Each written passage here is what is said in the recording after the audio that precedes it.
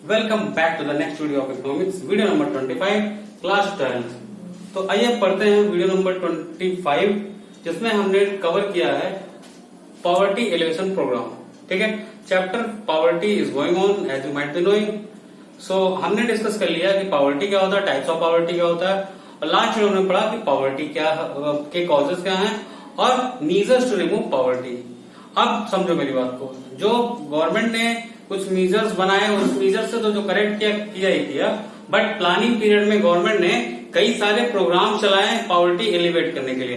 तो आइए डिस्कस करते हैं इस वीडियो में हम कि पॉवर्टी एलिवेशन प्रोग्राम क्या है।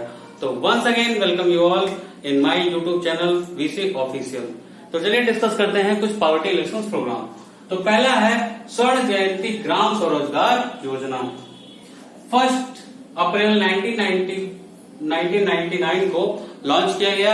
इसमें IRDP यानी इंटीग्रेटेड रूरल डेवलपमेंट प्रोग्राम जो चल रहे थे, उन सारे प्रोग्राम्स को मर्ज करके एक प्रोग्राम बनाया गया जिसका नाम दिया गया स्वर्ण जयंती ग्राम स्वरोजगार योजना। अब नाम से क्या लग रहा है, स्वर्ण जयंती। ठीक है, तो स्वर्ण जयंती का मतलब ये हुआ कि स्वर्ण जयंती का मतलब कि 50 साल आजादी के 50 साल के बाद ये प्रोग्राम लॉन्च किया गया है।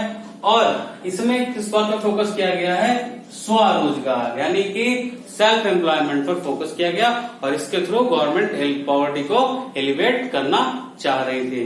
दूसरा कुछ इंपॉर्टेंट प्रोग्राम है मैंने आपके सामने, वैसे इस कंट्री में तो बहुत सारे प्रोग्राम चले हैं पॉवर्टी एलिवेशन के नाम पर, बट मैं कुछ इंपॉर्टेंट को ही कवर कर रहा हूं।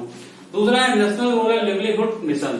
इसका नाम आजीविका है। ठीक है, इस प्लान के तहत गवर्नमेंट कोशिश करती है कि लोगों को आजीविका मिले, उनका लिवलीहुड चले। तो शुरुआत में 2012-13 में जब ये शुरू किया गया तो सिर्फ 150 डिस्ट्रिक्ट्स में ही शुरू किया गया, लेकिन जब प्लान के सक्सेस को देखते हुए 2014-15 में 150 मोर डिस्ट्रिक्ट्स में इसको ऐड किया गया, और 2016-17 में ये एंटायर नेशन में ये प्रोग्राम चल रहा है। ठीक है, तो ये था आपका NRLM national rural livelihood mission. Next program है संपूर्ण ग्रामीण रोजगार योजना। संपूर्ण का क्या मतलब है कि कंप्लीटली यानी कि पूरा। ठीक है, पूरे ग्रामीण इलाकों यानी कि रूरल एरिया को मिलाकर संपूर्ण लोगों को रोजगार देने की स्कीम बनाई गई, दैट इज कॉल्ड संपूर्ण ग्रामीण रोजगार योजना। ठीक है, जो कि 1 सितंबर 2001 में शुरू किया गया। नेक्स्ट है स्वर्ण जयंती शहरी रोजगार योजना। इसी के तहत ग्राम स्वरोजगार योजना के तहत पर शुरू किया गया था स्वर्ण जयंती शहरी रोजगार योजना 1 दिसंबर 1997 को, आजादी के लगभग जस्ट 50 साल के बाद। ठीक है, इसमें क्या मोटिव था गवर्नमेंट का, एक अर्बन में सेल्फ एम्प्लॉयमेंट क्रिएट करना, दूसरा अर्बन एरिया में वेल एम्प्लॉयमेंट क्रिएट करना। ठीक है, यानी कि एम्प्लॉयमेंट दें कुछ लोग जो इस कैपेबल है कि वो सेल्फ एम्प्लॉयड हो सके, उनके लिए सेल्फ एम्प्लॉयमेंट की व्यवस्था करना, और जो लोग इस लायक नहीं है उनके लिए वेज एम्प्लॉयमेंट की व्यवस्था करना। सेल्फ एम्प्लॉयमेंट और वेज एम्प्लॉयमेंट में क्या अंतर है, सेल्फ एम्प्लॉयमेंट का मतलब कि आपका खुद का बिजनेस होगा, वेज एम्प्लॉयमेंट का मतलब होगा कि आप किसी दूसरे बिजनेस में वेज पर काम करेंगे। ठीक है, तो ये पहला स्कीम था जो गांव में जितना हमने डिस्कस किया उसमें पहला स्कीम था जो रूरल एरिया को नहीं अर्बन एरिया को कवर कर रहा है। उसके अलावा नेक्स्ट प्रोग्राम है प्राइम मिनिस्टर्स रोजगार योजना। ठीक है, नाम से पता चल रहा है कि जो रोजगार पर फोकस कर रहा है। तो इसमें 2 लाख तक का लोन दिया जाता था, कब, अदर एक्टिविटी के लिए, और 1 लाख का लोन दिया जाता था ओन एंटरप्राइजेस ओपन करने के लिए। यानी किसी को बिजनेस ओपन करना है तो गवर्नमेंट 1 लाख रुपए देती है उसको एंटरप्राइजेस ओपन करने के लिए, साथ में उसको 1 लाख का एंटरप्राइजेस ओपन करने के साथ साथ अपनी कुछ और एक्टिविटीज में बढ़ावा देना है तो उसके लिए 2 लाख का लोन और करके देती है गवर्नमेंट। नेक्स्ट है minimum needs program. Minimum needs program 5 year plan के तहत शुरू किया गया। इसमें कुछ मिनिमम नीड्स प्रोग्राम, नाम से पता चला कुछ ऐसी नीड्स जिसको फुलफिल की जाए। तो ऐसी क्या नीड्स है, प्राइमरी एजुकेशन। ठीक, यानी कि प्राइमरी एजुकेशन का मतलब कि बेसिक एजुकेशन से है। फिर एडल्ट एजुकेशन यानी कि आपका 14 इयर्स के बाद का एजुकेशन की व्यवस्था।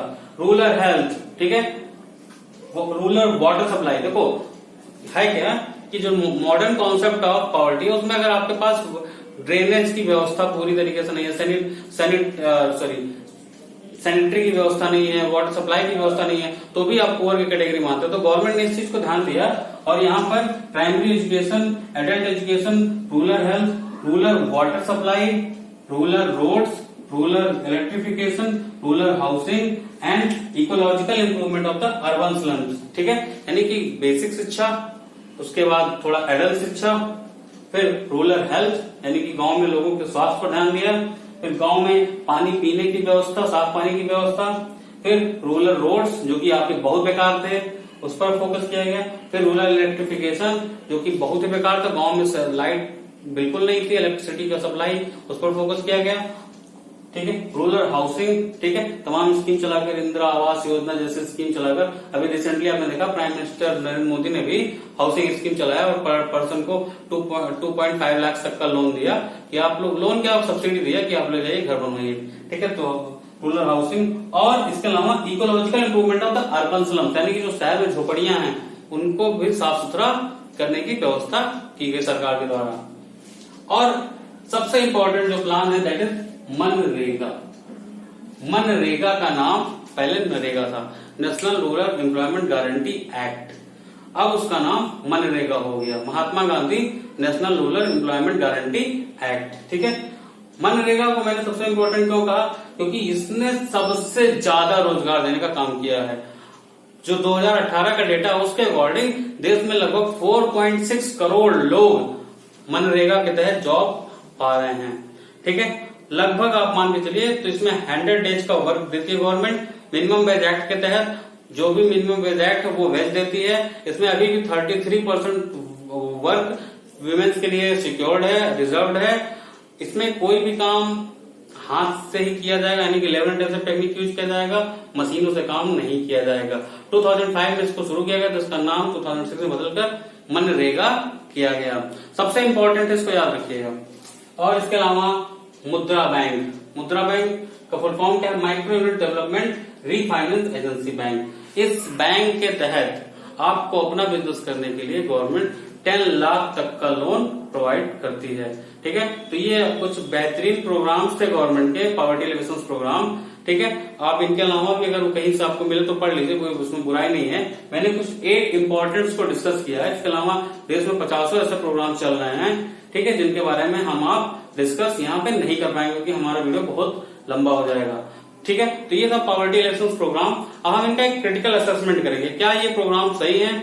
तो पहले हम इसके मेरिट्स की बात करें तो मेरिट्स इसका ये है कि जो देश की पॉवर्टी 46% तक था वो घटकर आज के समय में 22% तक रह गया।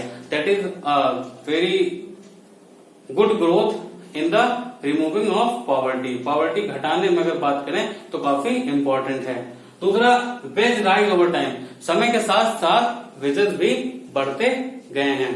ठीक है, तो ये था हमारा कुछ मेरिट्स। अब हम डिस्कस करते हैं डीमेरिट्स का। तो पहला डीमेरिट है कि जो हमारे स्टाफ हैं, ठीक है, जो स्टाफ हैं जिनको ये काम करके देना है, वो बेसिकली क्या है कि जो प्रोसेस है गवर्नमेंट का वो बड़ा कॉम्प्लेक्स प्रोसेस है, जो प्रोसीजर है वो बड़ा कॉम्प्लेक्स है। और स्टाफ कैसे है भारत सरकार में, इनएफिशिएंट। तो जो ये गवर्नमेंट का मोटिव है पॉवर्टी एलिवेशन प्रोग्राम का वो बिल्कुल बहुत सही नहीं हो पा रहा है। पहली डीमेरिट्स। दूसरी डीमेरिट्स ये है कि भाई देखो, जो प्रोग्राम के इंचार्ज हैं वो बायास्ड हैं। वो बेसिकली क्या करते हैं, वो रिच और एजुकेटेड लोगों का ज्यादा हेल्प करते हैं रेदर देन पुअर। थर्ड है कि हमारा रिमोट एरियाज में, और जो रिमोट एरियाज हैं, गांव हैं, वो सेंटर से दूर है। यानी कि मान लीजिए ब्लॉक लेवल पर कोई फैसिलिटी आई, लेकिन जो गांव है वो ब्लॉक लेवल से काफी दूर है, यानी कि ब्लॉक से बहुत दूरी पर है, तो वो वहां तक उनकी पहुंच नहीं हो पाती है। ठीक, इसके अलावा जो हमारा इंस्टीट्यूशन है जिनको क्रेडिट देना है, जिनको मार्केटिंग करना है, जिनको आपका प्रोडक्ट को किसानों के लिए जो सेल कराना है प्रोडक्ट का, वो बहुत कोऑपरेटिव नहीं है। वो जो एजेंसीज है वो कोऑपरेटिव एजेंसीज नहीं है, वो कोऑपरेट नहीं करते हैं। नेक्स्ट, पुअर की डिफिनीशन इंडिया में बहुत क्लियर नहीं है। इसलिए होता क्या है कि जो असली पुअर है वो बेचारा उसका लाभ नहीं पाता, और एक रिच फैमिली, आप अपने आसपास भी देख लीजिएगा, एक आप देखेंगे कि जो रिच है वो भी पुअर बन के गवर्नमेंट की स्कीम्स का लाभ उठा रहा है। ठीक है, तो इसके अलावा कुछ और प्रोग्राम्स हैं, ठीक है, जिसमें कुछ और बातें हैं, जैसे कि poverty election program sponsored lag participation of the people. ठीक है, यानी कि इसमें लोगों का आना जाना मतलब इस पार्टिसिपेशन रेट बहुत कम है, क्योंकि लोगों में अवेयरनेस की कमी है, लोग ये प्लान्स के बारे में जान ही नहीं पाते हैं। तो ये कुछ उसके डीमेरिट्स थे। आप डीमेरिट्स का थोड़ा सा और भी अपने हिसाब से अपने आसपास के इलाकों में देखिएगा कि क्या क्या डीमेरिट्स है पॉवर्टी एलिवेशन प्रोग्राम्स की। ठीक, तो मैं इसको यही खत्म कर रहा हूँ। ठीक है, तो इसी के साथ मैंने पॉवर्टी चैप्टर भी खत्म किया, जिसमें मैंने आपको पहले पॉवर्टी बताया, फिर कॉजेज ऑफ फिर टाइप्स ऑफ पॉवर्टी, फिर मेजरमेंट टू रिमूव पॉवर्टी, फिर कॉजेज ऑफ पॉवर्टी, और आज मैंने आपको बताया कि पॉवर्टी एलिवेशन प्रोग्राम, और मैंने पॉवर्टी एलिवेशन प्रोग्राम का एक वो दिया कि कैसे वो प्रोग्राम्स कितने अच्छे हैं कितने अच्छे नहीं हैं। ठीक है, तो इसी के साथ वीडियो को बाइंड अप करने जा रहा हूं। आप ये वीडियो जरूर देखिए, अपने दोस्तों को दीजिए। ठीक है, वीडियो को लाइक करिए, चैनल को सब्सक्राइब करिए, और जहां तक हो सके वीडियो को शेयर करिए। ठीक है, जय हिंद।